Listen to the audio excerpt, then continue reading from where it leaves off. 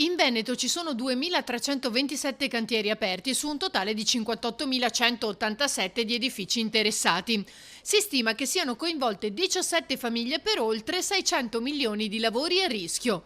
L'ulteriore stretta imposta dal governo sul super bonus, lancia l'allarme CNA, rischia dunque di mettere in crisi imprese e famiglie. Il rischio è che molti cantieri che sono in questo momento in atto possano essere fermati e noi riteniamo che ci debba essere una salvaguardia delle attività delle imprese e anche delle famiglie che sono coinvolte in questa operazione.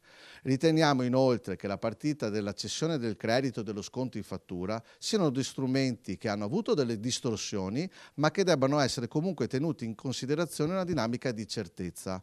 Abbiamo una partita importante che è quella che riguarda la direttiva Green, che riguarda l'efficientamento e il sisma, le dinamiche legate alla correzione degli effetti del sisma sugli edifici. Per farlo abbiamo bisogno di lunga programmazione e soprattutto di certezza, perché se viene definito un importo e delle regole, su quelle regole le aziende si devono muovere. Oltre alle zone terremotate, chi è maggiormente a rischio? Sono state coinvolte anche i lavori legati alle barriere architettoniche e le ONLUS del terzo settore.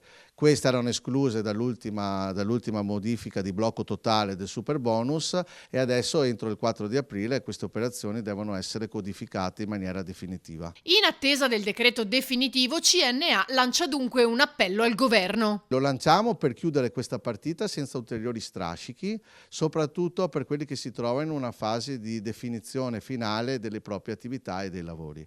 E diciamo fin da subito, sediamoci a un tavolo per programmare subito un'attività nuova rispetto ai bonus che consenta all'edilizia di poter guardare i prossimi anni con certezza e con la voglia di lavorare sull'efficientamento del nostro patrimonio immobiliare.